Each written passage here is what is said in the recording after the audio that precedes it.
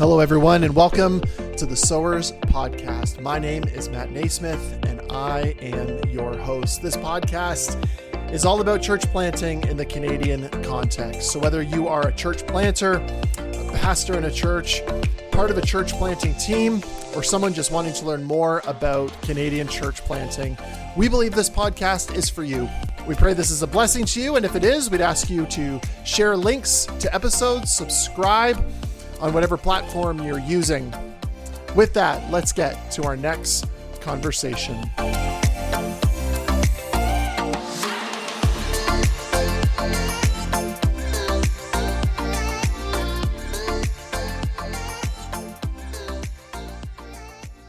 Well, welcome back, friends, to the Sowers Podcast. It is so good to have you with us, whether this is your first time or if this is you returning after listening to some of our past episodes and conversations. If you have been encouraged by anything that you have heard thus far, I would invite you to share it with us. You can email ask@thesowerspod.ca, or you can mention us on social media at The Sowers Pod on X or Twitter and Instagram. Well, the theme for today's conversation is the urban city. And I don't know about you, but sometimes the city can feel a tad overwhelming. I live in the Greater Toronto area, now known as the Greater Toronto Hamilton area, and this region is home to 8.7 million people. If you're familiar with Canada, you might know this, but that is close to a quarter of the entire country's population here in the Greater Toronto Hamilton area. I think we would all agree that reaching the city would be extremely strategic because so much of the Canadian population is here, but where do you even begin? Today, you are going to hear a conversation that I had with Brett Landry. Brett is the founding pastor of Christ City Church in Vancouver, British Columbia, Canada. He's also the executive director of City to City. I'll share a little bit more with you about City to City in a little bit. But Brett has planted a church in the urban city of Vancouver, and the model in which they've planted truly sees the urban city through a different lens, a lens that allows them to not see the entire city, but to see parts of the city. I won't steal more from what Brett is going to talk to us about. That's where I'll leave it. And so, friends, here is my conversation with Brett Landry. Well, Brett, thank you for joining the Sowers Podcast and being part of here in one of our episodes. Would love for you to begin, as a lot of our conversations begin, with sharing with our listeners how you came to know Christ. Talk to us about your faith journey. Yeah, thanks for having me on, Matt. My faith journey has the sort of, in some senses, a non-traditional way into where I've gotten to. I wasn't raised in the church. I had no idea really what the church was. I didn't know what the gospel was. I didn't know anything. And I was 19 years old, almost 20 years old. And I had gone through a bunch of things that had led me to question everything about my life. And as I started to question everything about my life, I was exploring avenues and spirituality and thinking through just what it means to be a human being. And what ended up happening, really, I didn't mean to become a Christian. What ended up happening is I had an encounter with God who I did not know was God at the time, and shared that with a friend. He started to have some conversations with me. He was a Christian. And over the course of the next 2 months, what really happened was my heart was so warmed toward God, but with a very generic understanding of who he was, until a young woman one day asked me if I was a Christian. I told her I had no idea really what that meant. Like, if I was honest, I said, I don't really know what that is. And she said, would it be okay with you if I told you about what Jesus has done? And I said, please. Like, I was the most low-hanging fruit. I'm probably the easiest person to evangelize at that point, because God had brought me to a place of being really, really open. And so she asked me the question, do you want to know about Jesus? I said, yes. And she started out, she said, you have to understand you're a sinner.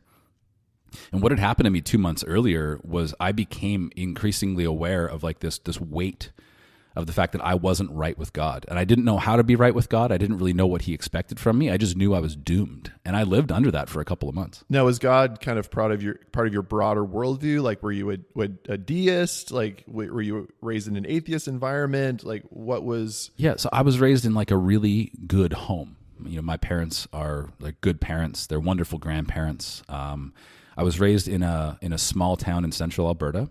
And so there were Christians around me, but I just didn't know what that was.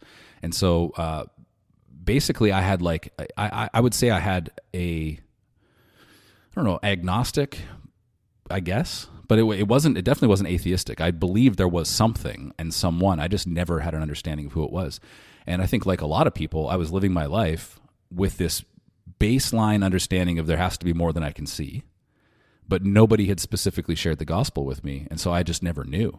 I wasn't like, if you looked at my life, you would think this guy is opposed to the gospel. Like I'm opposed to Christianity by the way that I lived. But the reality was I just never heard. So I have the gospel shared with me. God has prepared my heart. I become a Christian the first week of July in 2001. So I'm almost 20 years old at the time. 6 weeks later, I started Bible college. My call to Christ was the same as my call to ministry. I felt like this is what I should do with my life. And so I started Bible college in September. I had read Genesis, Matthew, Mark, and Luke. Someone told me to start in Genesis and read all the way through. Someone else told me that was a bad idea. I started in Genesis. I realized very quickly I had no concept of what was going on. I went to Matthew because I thought, well, I'll start in the New Testament. I read Matthew, Mark, and Luke, and I knew there were 4 Gospels, but I thought these 3 tell the same story. Why am I going to read a 4th one? Not knowing that John... is different than the synoptics. And like, I just didn't know anything. Before I became a Christian, I didn't know the Bible had 2 testaments. I was in Bible college. Like if you talk about how post-Christian I was or how, lack of, I suppose, an understanding of what Christianity was, I didn't know that Easter was about Jesus. So I was in Bible college, like 6 months in, and our church starts making, Easter plans. And I was like, man, you guys make a big deal about Easter around here, hey? And they all looked at me like I was crazy. And I said, well, what's the deal? And they're like, well, Good Friday is when we celebrate the death of Jesus on the cross. And Easter Sunday, we celebrate his resurrection. And I was like, what? So I was 20 years old, and I had that was how far removed from Christianity I was, that I didn't even have the cultural stuff figured out. Now, share a little bit about that 6 weeks. So you come to faith in Christ. This friend kind of asks you the question, gives you clarity around the gospel message. You say, okay, we're going to believe in Jesus. How did you go from that and in 6 weeks end up at Bible college? Yeah, so I came to Christ, like I said, first week or so of July, and I immediately began praying. And prayer was just this unbelievable joy, this undeniable reality that I could have a conversation with the God of the universe, and that he knew me, and that he was revealing himself to me that I could know him. And so I started to pray a lot, and that felt like a really natural thing, and it was a great joy for me. And what happened was, over the next few weeks, I kind of tried to take my own path, and it was like suffering every time I tried to make my own decisions, and because I kind of tried to get away from I'm going to go to school this fall. I was just going to go do more work. I wanted to travel more. I didn't really know what this whole thing was, but I knew that if I believed what I had been told, and I did, about who God was and what he expected from my life, that I was all in. Like, I'm not a guy who has like a regulator from 0 to 10. I'm kind of a 0 or a 10. And so when I was all in, I was all in. And that meant I'll be radically obedient to whatever I feel. And I just began to be led over those next weeks to recognize what God wanted for my future. And yeah, so I started to begin training for ministry. I thought if the Bible is the whole thing that it is, and Christianity and the church is what I should be doing, I guess I need to learn more. And the local church I was a part of had like a kind of a diploma in Christian studies or something like that, and Bible college program. You could do the first couple of years right there. So I just joined it. And I remember I walked into the office and I said, hi. And they knew I'd been a recent convert. And I walked into the office and I said, I'd like to pay for 2 years of Bible school. And they looked at me like, what? And they're like, why don't you pay for 1 year and see how it goes? And I was like, okay, like whatever, but I'm definitely doing 2, because that's what you offer here. And then I transferred those credits to an accredited school and then continued my studies. But yeah, the fact was I was lit aflame, and it felt like I couldn't step to the left or to the right. I had to follow this path. And once I figured it out and of like, this is how God leads you, it was a real joy. Wow. So take us then forward. You complete your studies. What happened upon graduation or pre-graduation? When did you start becoming more vocationally involved in the context of a local church? Yes, I was involved in ministry right away, probably earlier than I should have been. I joined the staff after my first year of school in a 5-month internship program. And so I was like the assistant youth pastor. And I did that. Is this still in Alberta? That's still in Alberta, yeah. So Central Alberta in the city of Red Deer. So I was working with a church there and growing. And I had met my soon-to-be wife. And so we were both serving in that capacity and serving in the church. And she's a wonderful leader and also had a sense of vocational call to ministry. And so we did a lot of things together. And in and through that time, I had only really thought about ministry. And as I was finishing the second year, I started to have job offers from people in the church, like businessmen in the church. Well, you come work for me and do this. You come work for me and do that. And I had a job offer at the church as well, which is what I wanted. And it was really interesting because I felt led to not take the job at the church and to go and work for an entrepreneur. And that's part of the story for me, was that I went into working really closely with this entrepreneur, and then I went to work for another small business owner after that. And then after that, I actually started my own company. And so my wife and I, we started a business, and I ran that for 3 years in my early to mid 20s, and loved the idea of starting new things, loved the idea of what this meant. I didn't know that all the way through this, God was preparing me for the future that he had. And it was like, I needed some Bible stuff. I also needed some organizational leadership. And he kind of pulled together this plan. When you look back on it, we always talk about how you can see God's providence only when you look backwards. But when I look back on it, it was like the perfect preparation for what I would one day be doing. So then you transition out of the business, you transition business and ministry. What's kind of happens after that 3 years? So the heart of starting a business was actually that I could have time to do ministry. And so I started a company that really required my full attention, maybe 2/3 of the time. And I was able to earn an income that was fine. Like I could live off of what I was making, but it gave me a lot of freedom to do ministry. And so that was really our heart in terms of why we started a business, was to be kind of bivocational in the way that we looked at it. So we kept serving a lot in the church. And there came a point where I really felt like it was time to go into vocational ministry. Like it was time to lay some of these other things down. And in that period of time, it was like, I felt, I can't remember the day of the week, but it was like, I felt that on one day. A few days later, my pastor called me and said, I think you should take a church. And, my wife and I initially said no, and then eventually said yes. And I was within, several months was in full-time vocational ministry, sold my company, and divested myself of some of the stuff that was kind of future-oriented in business development. And I felt a really clear sense of the fact that I shouldn't do both, that I would be too distracted by the business to really give myself to ministry. And so I actually sold everything and stepped out of it, went into ministry full-time. And so where was that church? So yeah, we were in Red Deer at the time, and the church that wanted to hire me was in a place called Squamish in British Columbia, which is about halfway between Whistler and Vancouver. I'd never heard of it. They said, we want you to go to Squamish. And I said, what's a Squamish? I had no idea. It was, it's a small town. It's probably 20,000 people, about an hour north of Vancouver. And so we had always sensed that God perhaps was going to drop us into Vancouver, that this was where we were going to be. We knew that would be a timeline that it wasn't immediate. So we thought, well, that actually makes sense. We'll move from Alberta to the West Coast. We'll do some work in Squamish, and then maybe we'll plant out of there into Vancouver. The journey was a little bit more zigzag than that. We actually were in Alberta, went to Squamish for just about 2 years, and then back to Alberta and pastored there for a couple of years, and then into Vancouver. So then what brought you back to Vancouver? And then this gets us closer to then your church planting journey. So yeah, that's right. What brings you back to Vancouver? So a really strong sense of call to the city. And it was an undeniable call for a number of years, but it just took us time to, I think, grow and mature to become the kind of people that could go and plant a church. And so when the timing was right, I sensed that we should be doing this. My wife, she always, the way she describes it is, I'm all gas and she's all brakes. And together we usually are able to keep in step with the Spirit, because I'm usually trying to run ahead and she's usually a little bit lagging behind. And so I said, I think we should think about Vancouver. And she said, we don't know anyone. And I said, well, let's pray. Maybe God will open a door.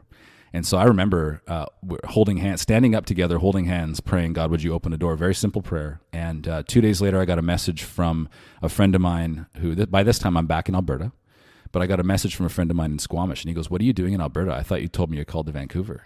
And I said, well, we think we are, but I don't know what to do. And we weren't very well networked. And he said, you got to talk to this guy. And then that guy said, you got to talk to this guy. And so I made those calls and had those conversations. And from that point, it was a little bit less than a year that God had opened all the doors for us to join a church planting network in the city of Vancouver. Wow. So what do you think, just thinking about the city, what's the size of Red Deer? Red Deer's just under 100,000 people. 100,000. Squamish, 20,000. Back to Alberta, what was the size of that? That was back in Red Deer, so again, 100,000 people. 100,000. Yeah. So Vancouver, what's the population in Vancouver? Vancouver proper is about 660,000 people, but Metro Vancouver is about 2.7, 2.8 million. Much, much different. What was it like imagining an urban city? I think in some ways it was overwhelming, but in other ways the call outweighed the cost. So you think, like, what's it going to be like to move to a large city? I grew up in a town half an hour outside of Red Deer. I'm talking about when I was a kid, it was a village, like 700, 800 people in the hometown that I grew up in. That's where I went to school from kindergarten to grade 12. Like, that's just where I grew up. And so I grew up in a rural setting surrounded by oil and gas and surrounded by agriculture, and then ended up moving to Red Deer, which is the regional hub for oil and gas and agriculture and all the things that go on. But from the time I was a teenager, I loved cities. And so I always knew I was not going to stay in my hometown. I loved being in cities. So cities never intimidated me. My wife was a little bit more hesitant. She was like, this is a big place. And the way I described it was, if you live in Red Deer or any city in Canada that's the same kind of size, it's 100,000 people. Just imagine that dropped into the center of a city like Vancouver. You're only going to exist in that little area anyways. You're going to exist within a neighborhood, and you're going to have, your kids are going to go to school in the neighborhood. You're going to be able to grocery shop in the neighborhood. You know where you're going to go and what you're going to do. And so once you could kind of figure out the scale of things, it's not like you're just walking into this place where immediately around you there's 3 million people. It's like, no, you're actually living in a neighborhood that feels very much like anywhere else. I remember a church planter in Toronto telling me similarly that it'd be easy to think about a city swallowing you up, but you kind of find your place in the city. And probably part of that is doing exactly what you were just thinking. Okay, this is Red Deer's size.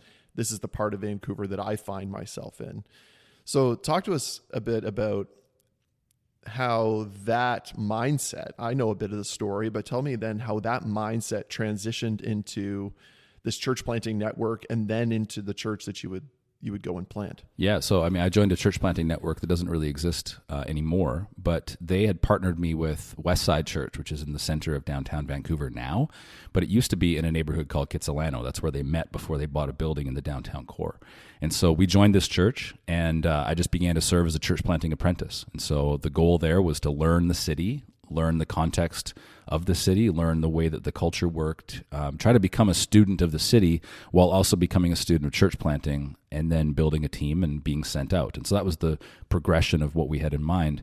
It was to be a 1-year church planting apprenticeship, but as soon as I got there, it was like that timing's not going to work, because they had already committed to a planter that they were going to send into the city of North Vancouver, which is just across the bridge to the north of the city of Vancouver.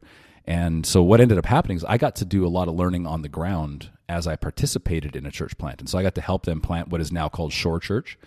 And that was a really, really beautiful learning opportunity for me, where I got to actually do the stuff alongside the planter. And then, so that was the first year I was at Westside. And then the second year was getting prepared to plant Christ City Church.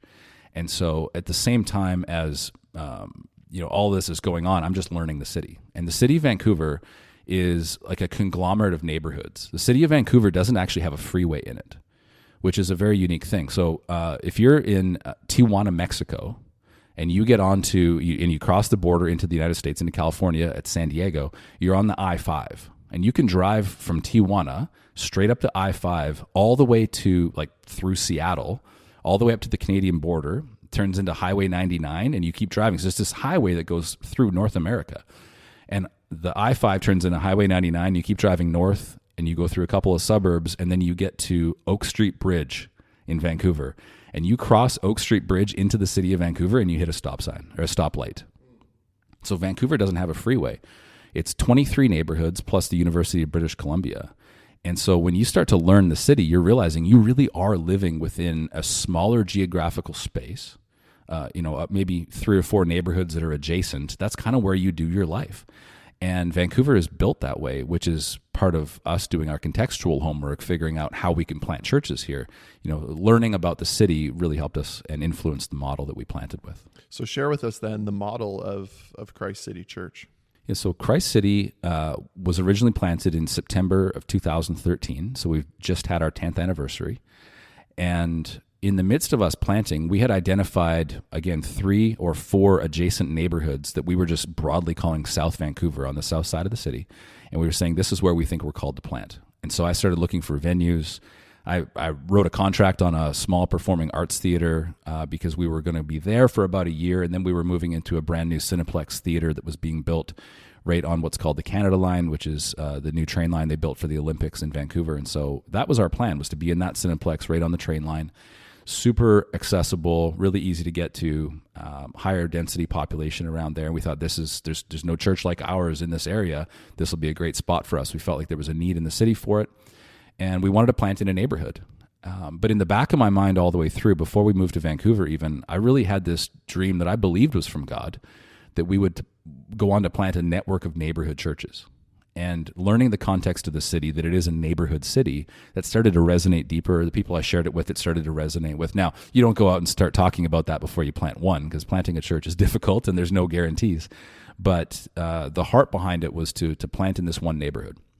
What ended up happening was another local church in the neighborhood heard about us through a mutual friend that we had, and they were at a different season of ministry. They were in the oldest Vancouver, it was called Vancouver Mennonite Brethren, the oldest Mennonite Brethren church building in the city of Vancouver, and they had just declined over the years. At one point, they were a real booming church, a lot of Mennonite immigration from Russia, South America, other places, but it was German-speaking. And so for years and years and years, they had a German-speaking church. Then eventually they transitioned to English, but it just declined over time. And they felt like they couldn't get any traction. And so what they did was they approached us and said, we should maybe talk about doing something together. And I thought they were talking about Good Friday or like a neighborhood initiative of some kind where we some outreach or whatever the case was. And what they really meant was, and this is a long story short, why don't you come and plant your church here in our building?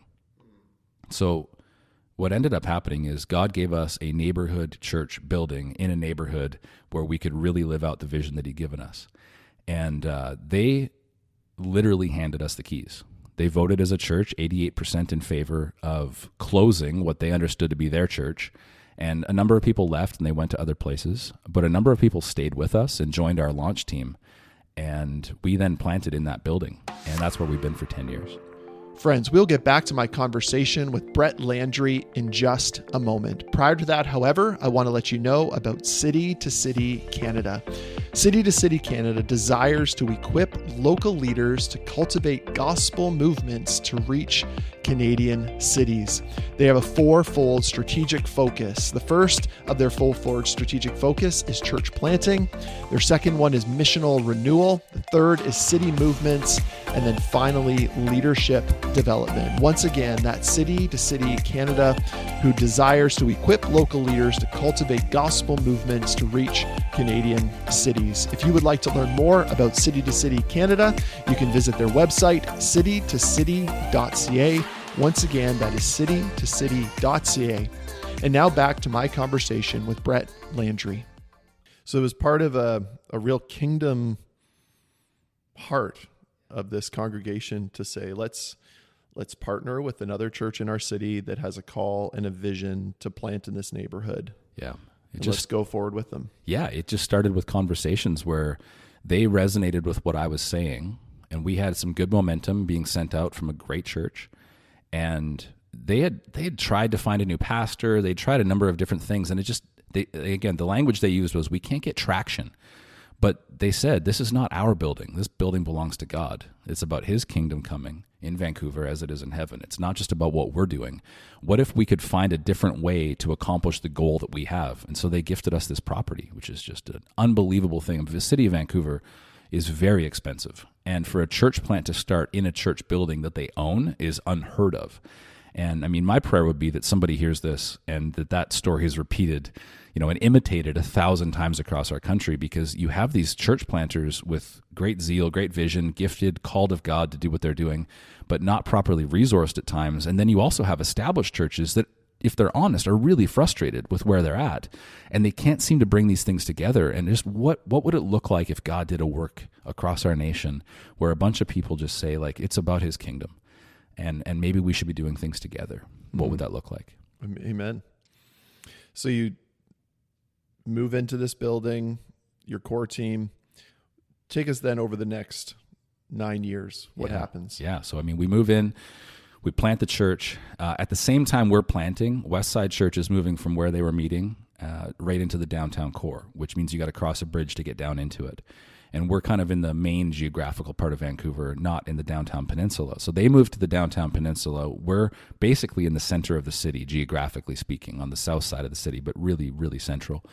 And so our core team comes with people who feel called, but then also people who go, we want to be a part of a church like this, but we don't want to go downtown. So what ends up happening is we get a few people added to our team who have a heart for the neighborhoods that they live in, which are non-adjacent to downtown. And so they joined us, and so we had a really strong start, plus the folks who came from what was called South Hill Church, who gifted us the building. And so we started with a really great team, and the church started to grow very early. It's a small building, and so we were running multiple gatherings within a couple of months. And seeing people in the neighborhood, what was so interesting was people in the neighborhood noticing that something different was going on in that building. And the amount of people who were de-churched in our neighborhood who then started to bring their families back and kind of rededicating their lives to Christ. Saw people in the neighborhood becoming followers of Jesus very early on. And the exciting thing of a new church, seeing new followers of Jesus, seeing people rededicate their life and join the congregation, and then a team of people who know this is what we're here for. And so we, over the next couple of years, we just grow, and we go from 2 gatherings to then in 2016 needing to be in 3 gatherings. But the leaders of our church, like we as elders, talked about this and said, we don't want to be a church with 3 Sunday morning gatherings. What we need to do is say, we'll go to 3 gatherings for the sake of our numbers right now, but we're doing so as an interim measure until we can plant another neighborhood church.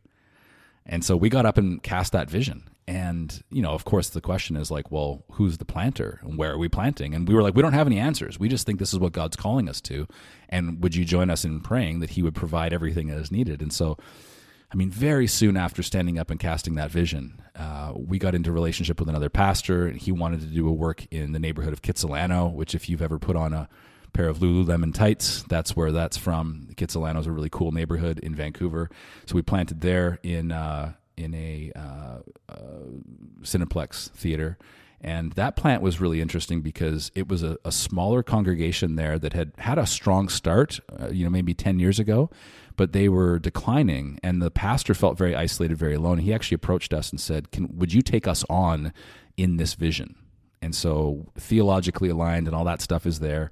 And so they brought their small group of people that they had. We had a bunch of people living in that neighborhood. We were running multiple community groups in that neighborhood and trying to convince people that, like, this is the thing we should do. We should be as incarnational as we can, as neighborhood driven as we can. And based on proximity, if this is where you live, would you consider being a part of this church plant? And so we planted that church in 2017. So another sort of kingdom collaboration. Crazy story. Yeah. Crazy story that, it's easy for me to tell the stories because I was on, if you could say, the receiving end of real blessing like this. But there were people for whom it was very costly for them to do these things. And, I hope that when I'm in that situation in the future, I'm willing to make those sacrifices and pay the price like they have, because it's not about one local church, and it's about reaching the neighborhoods and seeing how God would work all these things together so that people might know of his great love and his glory. And so this is what ends up happening. So we plant that church in 2017. And they're doing really well. It's still rocking, and things are good.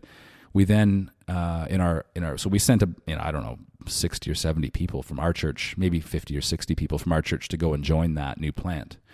And then what happened was our church started to grow again. So we went from 3 gatherings back to 2 gatherings. And Gaining by losing principle. Exactly. And then really quickly, though, we're back at 3 gatherings and we're full again. We're going, my gosh, like this isn't what we kind of had in mind. And so we need to plant again. And so we had a member of our staff who came on as our kids guy, and then he did youth ministry. And then he felt called to plant a church. And so we put him through some training and brought him on as a church planting apprentice, hired a new youth director, and trained him up. And then a year later, so we announced that 2018, planted that church in East Vancouver. It's in the Hastings Sunrise neighborhood of the city of Vancouver. So we're still in Vancouver proper, but it's the northeast corner of it. And he planted that church in 2019, 6 months before the pandemic hit. And so we were able to send, again, 70 people or whatever over there to plant that church. But they were people who were already geographically located there, or they were people who felt called to be a part of that plant, and they relocated to be in that area of the city for the sake of mission. Wow. So the vision's coming together, this, God by his grace, right? You have this, this dream, network neighborhood churches. You used a term a bit ago, the de-churched of your neighborhood. I don't think the term de-churched has come up yet on this podcast. So share with us what is and who are the de-churched. So the de-churched to be people who were raised in the faith or have had some kind of faith encounter where they've come to Christ at some point. Maybe it was in, elementary school, high school, university, whatever that looks like. And somewhere along the line, they stopped participating. They would still say, if you put a StatsCan survey in front of them, they probably still tick the box as Christian, but they're not actively participating in something. And so they've through whatever means, they've decided to walk away in a certain sense of not from God entirely, but from the church. And that's a story that I think has been repeated a lot, particularly if you look at Gen X and millennials. There were a lot of people in that age group who were raised in the faith who walked away. And then what ends up happening is you get married, you have some kids, you do whatever, and you realize man, I actually have a worldview. I've just not really been living it. And I want to reintegrate into that Christian worldview, and I want to participate with God's people. And so those are the people that were coming out of the woodwork as soon as we planted a new church in that neighborhood. And would you say that's the story in now the 3 churches that are part of the Christ City network of churches that in these neighborhoods, and maybe even for whatever reason, these people move to the city, they start engaging in the lifestyle of a city person, more on the secular end of things. They then, as you said, they get married, they have kids, they go, I want my kids to live with some values that I do. What has been the reality of that in a city like Vancouver? Yeah, so Vancouver is really transient. You come to Vancouver to study, or you come to Vancouver to start a career. So a lot of great startups, a lot of great opportunities for a young person to build a career. And a lot of people will come to Vancouver, but they don't stay. And so they're there for however many years to get what they need to get, that they feel like they can only get in the city. And then maybe they relocate to a suburb, maybe they relocate to another city in Canada or somewhere else around the world. We're also a city with mass immigration.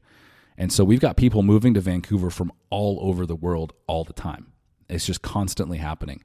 And I mean, myself, I'm not from Vancouver. Sometimes it feels like when you meet somebody who was born and raised in Vancouver and still lives there as an adult, you're like, they're unique. Where have you been? Yeah, but because it feels like no one is from the city, which is not true, but at times it can feel like that, where everybody's from somewhere else, but have chosen to live in Vancouver. And so I would say the story with our churches would be, for sure, some of those folks, it's usually during university that they end up somehow walking away from the faith, and they don't re-engage until they're a little bit older.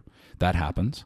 I would say it's a lot of people who move to Vancouver and they're Christians and they're looking for a place to belong. And so that happens. Unfortunately, in our city, there have been lots of churches that have taken a step away from what we would consider the Orthodox historic faith. And so people in those churches who are not interested in that slide theologically, they'll come and find a more theologically robust church. And so we have people who will come to our church from other churches in the city, not because they had a problem with the pastor, or they got into a beef with their community group leader or something like that, but people who are leaving churches that I would look at and go, I think that's okay that you're leaving that church for those reasons. Now, be kind and clear on your way out the door, but welcome here. And then, I think we've also, by God's grace, seen a lot of people come to faith. And so you have a mix of all of that that's happening all the time. And that's really who populates our churches. talk to us. We touched on it a little bit ago. I love the way you kind of scaled the principle of moving into an urban city, of imagining, okay, I'm not thinking the entire city, I'm thinking an area of the city as far as a neighborhood. What have been your thoughts and I'm sure that as you've gone through the process of moving to an urban city yourself, but then also strategized, prayed about, okay, what would it look like to plant more churches here? The churches that were there historically, the cities have dramatically grown around them.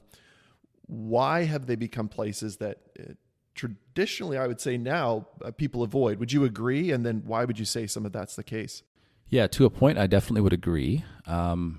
What you have historically, and I can only really speak, I would say, authoritatively on Vancouver because I know the history and I'm there. But I think it's true across the country in the larger cities. What happened in the 1970s in our city, in the 1980s, was that you had congregations in the city of Vancouver. And when housing prices started to increase pretty dramatically through the 80s and 90s, you had like 1970s, everyone's in Vancouver. 1980s, people are starting to move and the suburbs are really growing. And so the idea or the concept of like suburban living but city work, that became more popular. You can move out there, you get your white picket fence, you get your yard, you get a nice big house, it's cheap, and you just have to commute, and fuel prices were low at the time and all that kind of thing, and new infrastructure was being built, better highways to connect the suburbs to the city, all of that kind of stuff is happening. And so you had a flight from the city to sort of, if you look at like family values kind of people who are like, I want to have a kid, I want to have a family, want to get married, have kids, raise them, whatever. They all started moving to the suburbs. And so what they did, instead of churches saying like, well, let's plant more churches in the suburbs and stay where we are, what they did is they sold their properties in the city and they literally bought parcels of land in the suburbs and built new church buildings. So when the congregants moved to the suburbs, so did the church. And so in Vancouver, you went through this period of time where a lot of church buildings were being sold to developers, and some of them were being redeveloped. Like the building itself is still there, but it's condominiums. Others, they were torn down and then new structures were built in their place. And so that happened for a long time. It's still happening. It's 2023 and it's still going on, where the property values are so high that denominations in particular, if the property is denominationally owned, the church has declined to the point of barely existing, what they'll do is they will sell, if they maybe have 5 churches in the city, they'll sell one building and they'll redistribute those funds for ministry across 4 other dying churches that don't have enough funds to maybe employ a pastor or have some of the good works that they want to do funded, and then they'll redeploy those funds. And then what happens is from 5 to 4, and then they look at the one that's not doing very well and they'll sell that building. I mean, for example, there was one Anglican Church of Canada building that we were looking at, thinking this would be a really great building for us in a neighborhood because we heard it went up for sale. So we contacted the diocese and we said, so what's the deal? This building seats about 200 people. It's right in a neighborhood, kind of like would be our sweet spot for ministry. And we said, are you interested in selling it to a church, or are you only going to sell it to a developer? And they said, oh my goodness, we'd love to sell it to another congregation. This would be wonderful. And we said, oh, well, that's great. Let's talk. And they said, well, the price will be $16 million because that's what we're listing it for. And we know that that's what we're going to get from a developer. We'd love if a church would do it, but we need the money. And so there was no like, we'll sell it to you at a 50% discount or whatever. And which is really sad because that church was built by congregants sacrificially giving 50, 60 years ago. And those people have invested in a kingdom asset that is not being used for kingdom work anymore. And it's really sad to see. And so that's the complexity of some of our more expensive cities for sure, is that you have the congregations themselves leaving in the, like I said, the 80s, 90s. And then there was a bit of a move to come back into the city. And what does that look like? And that's why you have all these churches that meet in rented facilities, or they're all trying to figure out how they can raise enough funds to buy a church building. Speak to our listener who they've been dreaming about the city. Maybe it's Toronto, maybe it's Calgary, downtown, Vancouver. Speak to the person that's thinking about the city. What are, say, the top 4 things that they should really be thinking about as they're praying about this? I think you have to have a clear sense of call. That'd be the first thing, is you have to know that you're called to the city in that way. And when you start talking about a city like you listed a couple, you think about Montreal, Toronto, Vancouver. These are three very large cities. Edmonton, Calgary, Hamilton, Ottawa, Halifax. Like these are kind of the second tier of cities in our country in terms of population. There's a lot of room in all of these cities to go and do good ministry. There's actually high need in all of these cities. So that'd be the first thing is, are you called, and which city are you called to? So if you're thinking about that. Second thing would be count the cost, because there is one. I mean, and we can just talk finances. You're talking to a leader. If I'm speaking to somebody who's dreaming about planting a church in a city, I mean, I'm from Alberta. I will never own a home that my family can live in Vancouver. Like the house that I rent is probably worth about $2.7 million. And so it's just financially, it makes absolutely no sense. And you have to be okay with that. You have to know that the decision you're making, now if you can afford a home or you've got a small family and a condo will work, that kind of stuff is there. But you have to know, like, your reward is not earthly, that there is a sense of call and that you have counted the cost and you're okay with it. That you've resolved yourself to say, I trust God, it's going to be okay. So there's going to be a cost. There's going to be social pressure. I mean, my kids are raised in the Vancouver public school system, which is one of the most liberal public school systems in the world. And the kind of stuff that they hear on a daily basis from their administrators and their teachers is so anti-Christian in terms of anthropology and beyond. You have to recognize that you are the primary disciple maker. And if you're going to be raised in that system, you're teaching your kids immediately, like counter catechesis. Like there's a counter formational thing that you need to be doing when you live in the city that is not the same when you live in a more rural setting, because that kind of progressivism is not so aggressive. And so the city draws all kinds of people in, including the most progressive, because that's where they see a place of influence and they can bring the agenda, really a lot of expansion quickly. And so you got to know where you're living. You got to know the context you're in and that it's going to be a battle. So I would say, sense of call, count the cost, and then the recognition that you're going to toil in obscurity and that you don't go to the city to become well-known. Don't go to the city because you think this is the place where you can make it. That's just a secular worldview. And the reality is if you come to a city, you're going to come and serve and be happy toiling in obscurity for a very long time, because you're serving the people who are there and you're participating in something that is much bigger than yourself. It's the kingdom of God coming to bear on the particular neighborhoods of a city, because ultimately you have to have a realistic reach of what you can accomplish as an individual and realize that there's nothing you can do alone that is going to be anywhere comparative to something like a phrase like we're here to reach the city. It's completely ludicrous to think that one local church is going to reach the city. So you have to have a collaborative mindset. I would say, I don't know how many things I've given you now, but I would say one more thing. If you're this would be, I believe, a fifth. Okay, a fifth. Yeah. If you're an established Christian leader in a place where there's a higher population of Christians, you probably enjoy fellowship with people in terms of Christian leaders, with people who you agree on almost everything. So we can get as Christian leaders into our own little silos of people who we agree on secondary and maybe even tertiary doctrinal points. When you come to a city that does not have as many churches as it needs, and those churches are all laboring for the same cause with one goal in mind of reaching the city together, what ends up happening is your friends are going to be more diverse than if you were in a different setting. So a lot of pastor friends that I have, a lot of ministry colleagues, if you want to say, across the city, like we wouldn't go to each other's churches because of our secondary and tertiary doctrinal distinctives, but we cheer each other on. We pray for one another. And you have to build a real heart for people that you may disagree with, but you know that you want the same thing. And so that's a different context as well. And I think it's unique in cities just because of the population and the way that ministry makeup looks in that context. So 5 things, considerations, but share with us one reason as to why we can't forget about the urban cities. There's much smarter, much wiser people have spoken to this. I like to call them geographically or regionally influential cities.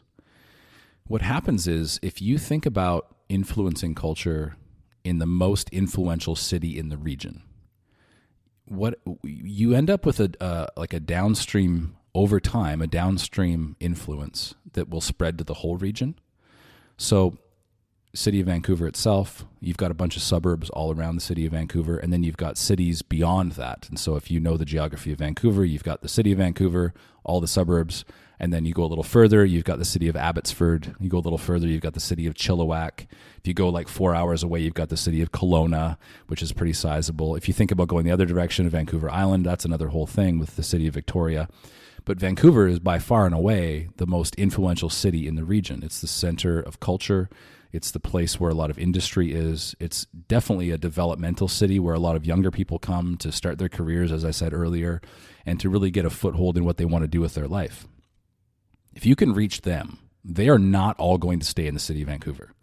They will leave and go other places. And in Canada, I mean, from my experience, we've had so many people move, not just from Vancouver to a suburb, but from Vancouver to Calgary, Edmonton, Winnipeg, Ottawa. Like, they move all across the country and they're relocating. Maybe they came from those places, they caught something in Vancouver and now they go home. But where you have a high transiency, like it's a transient population, you can look at that as a negative, where you go, man, people are constantly moving away from our church. Or you can look at it as a positive of, if you're a student, I know I've got you for 4 years.